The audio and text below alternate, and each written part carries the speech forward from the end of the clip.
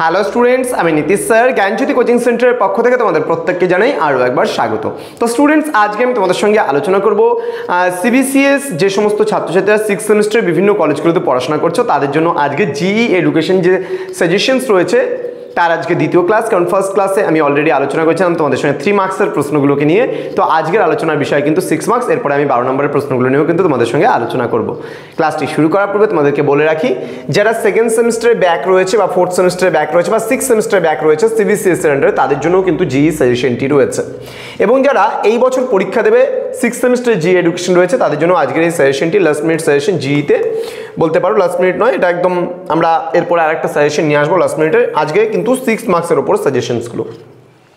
তো ক্লাসটি শুরু করার পূর্বে তোমাদেরকে বলে রাখি, যারা এখনো চ্যানেলটিকে সাবস্ক্রাইব করেনি তারা অবশ্যই চ্যানেলটিকে সাবস্ক্রাইব করে পাশে থাকা বেল আইকন অল প্রেস করে দাও, যাতে নেক্সট টাইম থেকে কোনো ভিডিও আপলোড করলে তার নোটিফিকেশনগুলো তুমি সবার আগে পেতে পারো। এছাড়া যারা ভাবছো যে অনলাইনে আমাদের ক্লাস জয়েন করবে, তারা সময় নষ্ট না করে যোগাযোগ করো আমাদের অফিসিয়াল নাম্বার 7076398606 নাম্বারে অথবা 6295916282 নাম্বারে। তোমাদের টোটাল কোর্স ফি যেটা রয়েছে শুধুমাত্র তোমাদেরই সাধ্যের মধ্যে যেটা রয়েছে মাত্র 499 রুপিস। তো দেরি না করে আজই যোগাযোগ করো আমাদের সঙ্গে এবং যুক্ত হয়ে যাও আমাদের অনলাইন ক্লাসে।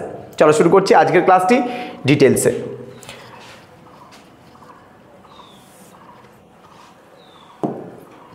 দেখো, তোমাদের আমি বলে দিচ্ছি 6 নম্বরের জন্য তোমরা কি কি পড়বে। প্রথম প্রশ্ন, যোগের মাধ্যমে কিভাবে চাপ ব্যবস্থাপনা সম্ভব হয়।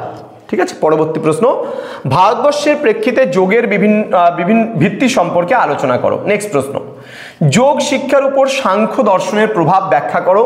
নেক্সট বলছে যোগ ব্যায়ামে ব্যক্তিত্বের বিকাশ কিভাবে হয়। নেক্সট, শিক্ষা প্রতিষ্ঠানে যোগ শিক্ষা বাস্তবায়নে শিক্ষকদের ভূমিকা আলোচনা করো। নেক্সট, সাংখ্য দর্শন ও যোগ শিক্ষার মধ্যে সম্পর্ক আলোচনা করো। নেক্সট, সাংখ্য দর্শন ও যোগ দর্শনের মধ্যে পার্থক্য কি কি।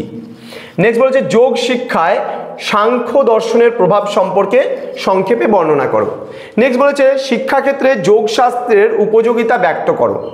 নেক্সট, বিদ্যালয় পাঠ্যক্রমে স্বাস্থ্য শিক্ষার উদ্দেশ্যগুলি কি কি। নেক্সট বলেছে স্বাস্থ্য সম্বন্ধিত সমস্যাগুলি ব্যাখ্যা করো এবং এই সমস্যাগুলি যোগ ব্যায়ামের মাধ্যমে কিভাবে প্রতিকার করা সম্ভব। নেক্সট বলেছে যোগ শিক্ষা সম্পাদনের জন্য সাধারণ নির্দেশিকাগুলি লেখো। দেন যোগের বিভিন্ন প্রকার সম্পর্কে আলোচনা করো এবং স্বাস্থ্যকর জীবন ধারণের জন্য যোগের প্রয়োজনীয়তা বর্ণনা করো।